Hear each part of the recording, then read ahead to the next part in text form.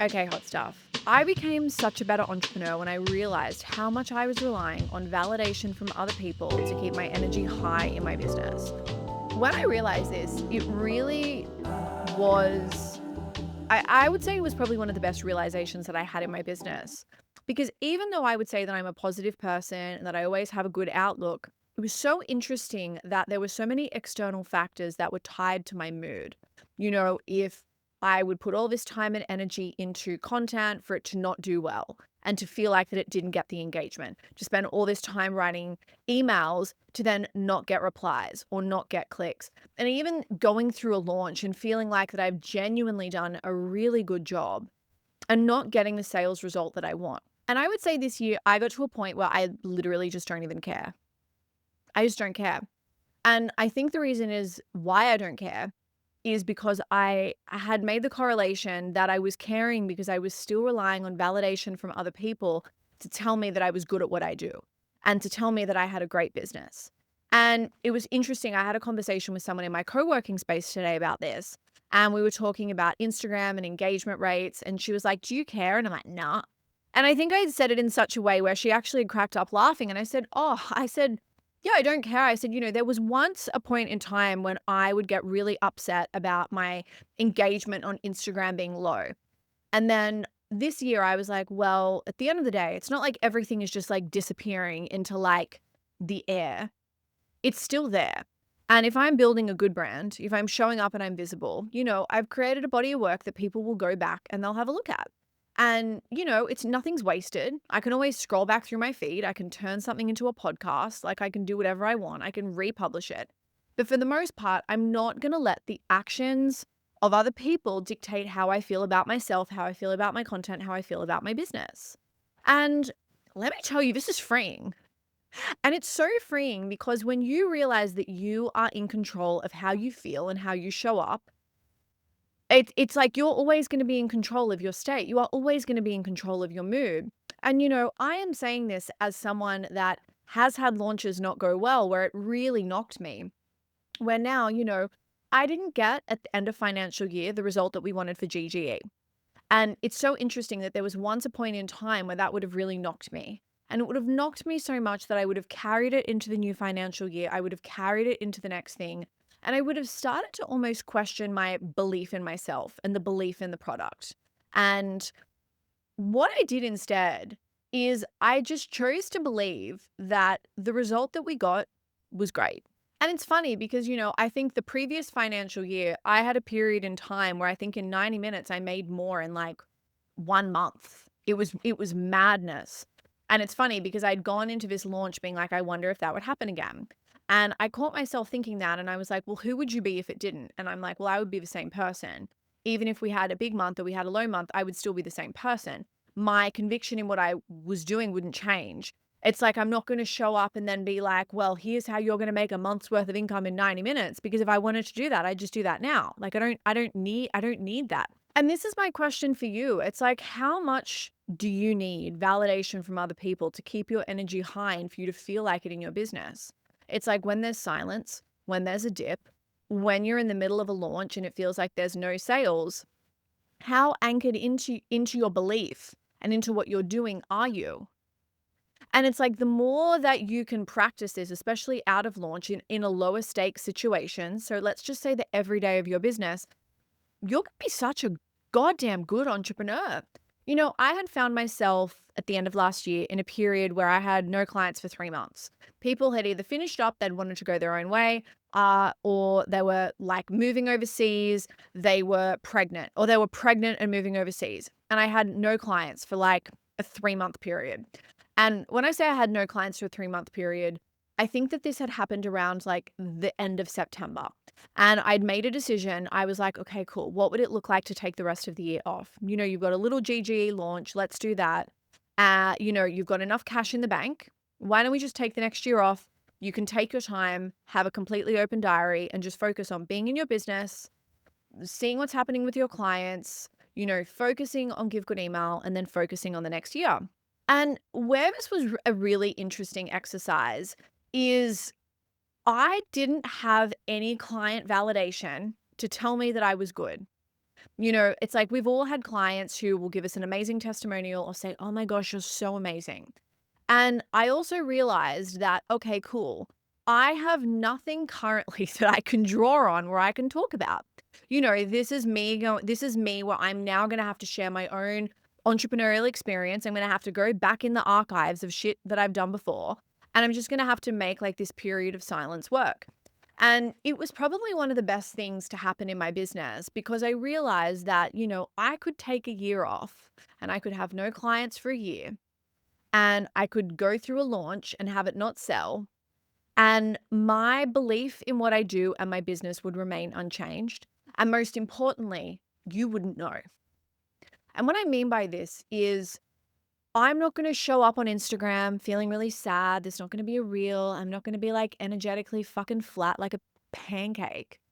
I'm going to still, how you see me right now, like I just went out to dinner. I took myself out to dinner, delicious French dinner, table for one, solo date, obsessed, on top of the world right now. I may have a period where I feel a bit bummed, but for the most part, I'm like, well, shit happens. That's life. That's business. There was probably a couple of factors why it didn't do that well. But at the end of the day, you're great. The program's great. Whatever you're selling is great. Let's just pick ourselves back up and then let's keep going. And I think what's so nice about this is the ability to have a mood and a state that is unchanged by the actions of other people. So you think about it, it's like, who are you when no one's paying you? It's like, can you still be really positive? Because you think about it, it's like if people are interacting with your content or spending money, that's an action that they've made. So it's like if they're not spending money and if they're not liking your stuff, well, that's also an action. But it's like, who are you? And I think this is where for a lot of us, I would say the large percentage of us, we do believe that we are great at what we do. We believe that we sell amazing products and services, that we do change people's lives. But I would say that there is a portion, for some people it's going to be 30%, for others it's 70%, for some it's 3%. So but there is going to be a percentage of how you feel about your business that is driven by the actions of other people. And what I'm going to say is if you can learn to master this and instead of needing any of that to validate what you're doing, how you can start to do this yourself. And trust me, I am someone that loves praise. I love praise. Like if you tell me I'm a good girl, obsessed with that. But I don't need that to keep going in my business. I don't need that to show up.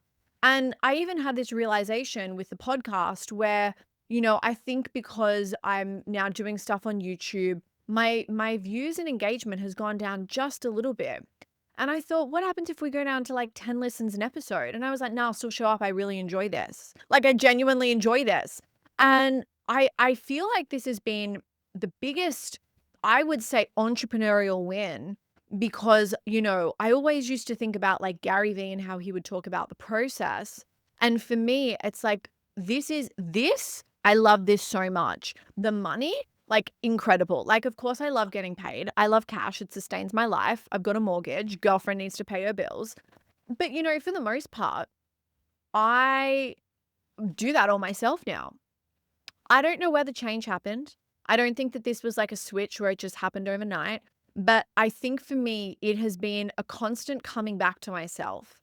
And this is where sometimes when you want to be a better entrepreneur and when you want to be able to do this, life has a really funny way of then throwing you challenges where you get to practice this. So, having a launch where no one buys or putting out really good content where there are really no bites or feeling like that you're talking into a void and no one is paying attention. And in moments like this, it's where you get to check back into yourself and ask yourself, okay, cool, but am I happy with this? Do I like this? And again, it's like, obviously this stuff, it is important because we are running a business. We need visibility. We need engagement. We need positive feedback to know that people are happy. But where I'm wanting you to look at this from is it's like, how good is it going to feel? How good are you going to feel when, like, let's just imagine you on your best day, when you're on your best mood and everything is feeling incredible. Think about that. How good is it to feel like that can be your baseline and you are responsible to that? You are not outsourcing that to any result in your business. That is something that you have within you. So I want you to reflect and I want you to think about how much validation do you need to show up? Think about the content you put out there in the emails. How much validation do you need to keep going and stay the course? And do you feel yourself waver if you start to get no replies to your emails or stuff is feeling a little quiet? Or do you lean in more and do you affirm to yourself, I'm incredible, I'm here to change the world. And even though it's a bit quiet, I don't know what's happening behind the scenes. People could be moving mountains to, come into my world and buy the thing. Or shit, maybe they read the email and it was so fucking good they fainted. It's like, what's your self-talk when the silence happens? Who are you when a launch doesn't go well? How do you show up the next day? What's your next move? Who are you when you have no sales? Who are you when it's silent? Who are you when you have no clients? How hard do you believe in yourself? Do you feel like you want to curl up into a ball? Or can you walk and look in the mirror and be like, you know what? It's shit at the moment. And how stupid is everyone for not wanting to work with you? But you're fucking amazing. You're an icon. You have this. And one day you are going to have a huge wait list. And all the people who are like, about working with you, they're going to have to pay triple and go on a wait list. Can you tell yourself that? But most importantly, can you believe it? So hot stuff. How much of your belief in yourself, in your business, and your ability are you outsourcing to other people instead of doing it yourself? And that is your challenge this week. I want you to be able to cultivate that because the sooner that you can harness that, the sooner that you are just going to be like vibrating higher than a Hitachi. Like you are just going to be up there. Not a lot is going to knock you. You could be having the worst fucking day. You could be having the worst day and you'll have the best energy. If you can master this hot stuff, oh my God, this is what I want for you. Practice this week. Practice. Okay, we're not going to sing. I don't know why. Does anyone ever do that? Like you'll get to a point and you start singing. I don't know why. I don't know why I do this. So hot stuff. I love this. I love you. And I love you more than I'm back on my staycation. Obsessed. Do you know what's so funny? I've done 3 of them. I've done one a fucking month. I've done one a month. I'm officially the coolest person I know. I don't think anyone is cooler than me. It's so funny that when I did this, it felt really new. And now do you know what it feels? It feels normal. It feels like that this is what I do. It feels like part of my personality. And I feel like that I'm going to get to a point, and I would love to get to a point with my cash flow where I'm just like, I'm not feeling it. I'm just going to go to a hotel. Like that is something that I want. And it's something I don't think I want it. I feel like it's something that's in my future. Like it kind of feels like I'm getting there. So I love you more than that.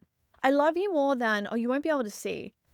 There's like a wall. They painted this wall in front of me. And it's like this, it's like an aubergine, but maybe it's a maroon. It's like a dark reddy purple, but it's more like on the reddy brown. It's just nice. Like I'm looking at it and I was like, I want a wall in my home that color. I'll tell you what I love you more than mirrored fucking walls. You know what's wild? When I wanted to get a mirrored wall, people thought I was insane. They were like, why? So you can look at yourself. And I'm like, well, what's wrong if you want to look at yourself? But I'm like, no, it's a good way to open the space. People had opinions. They were like, I feel like it's a bit porny. And I'm like, we're not putting it on the ceiling, guys. It's going on the wall. You know what's so funny? I opened Instagram today and I'm pretty sure it was Vogue fucking Living has shared like a mirrored wall. And everyone in the comments is like, oh my God, this is so beautiful. And I'm like, pause. 6 months ago, I wanted a mirrored wall and everyone thought that it was insane. And now everyone's going to have a mirrored wall and it's going to be exactly like the Mario Bellini Camelionda sofa, which was my ultimate sofa until it's now Replica Central. Anyway, I'm so sorry. We're getting a bit ranty, but I do love you more than nice things and nice homes. My goal is to have a home that just feels so inviting that I just want to walk in. It feels like a hotel suite. So I love you more than that. I love you more than interiors. I love you more than curtains, like beautiful curtains with that perfect fall where they kind of just like puddle on the ground. Oh my gosh, I love that. Where there's just so much like fabric. Yes. I love you more than that.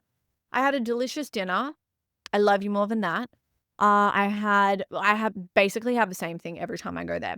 So I have a salmon fillet and it's in this like pumpkin puree with almonds, cranberries, white truffle oil, and parsley. I get a side salad. They start with a baguette. The baguette comes with cinnamon butter and salt. I get a Coke Zero, tap water. And then I wasn't going to get dessert tonight, but I'm like, nah, get dessert. Get dessert. You've been really good all fucking week, babe. So I have the chocolate fondant. The chocolate fondant comes with a scoop of vanilla ice cream, and it's on this like chocolate, it's made like chocolate soil. And they drizzle the plate with like chocolate. I don't want to say chocolate topping, but it's kind of like chocolate. Oh, maybe not ganache. It's like a chocolate sauce. I'm pretty sure it's the sauce they put on their profiteroles. And then there are blueberries, a little bit of icing sugar, and some pistachios. And there's a little tiny piece of mint on top of the fondant. And I think the fondant is on like a little bit of custard. It's so, it's so good. I clearly eat there way too much, but I love the food. My goal is that I can go there. I can take my mum and we can go there once a week and have like a really nice, beautiful dinner, and I can tip them so fucking well. And, that sometimes keeps me going. Like, I will say, if I'm ever feeling a bit flat, I just think about my future. And I'm like, why are you putting the brakes on? Like, you're just preventing yourself from being her. Don't you want to be her? And I'm like, yeah, I want to be her. And I'm like, great, baby girl, go be her. Go be her. Keep going. Keep going. And that's what I do. Hot stuff. I love this. I love you. We got another episode to record. I'll see you on the next episode, hot stuff. Mwah. If you're craving more, make sure to subscribe to my email list, which you can find at professionalbabe.com. And word on the street, I give good email. Now go and take everything you've learned, get your hands dirty with it, and go and make some serious money.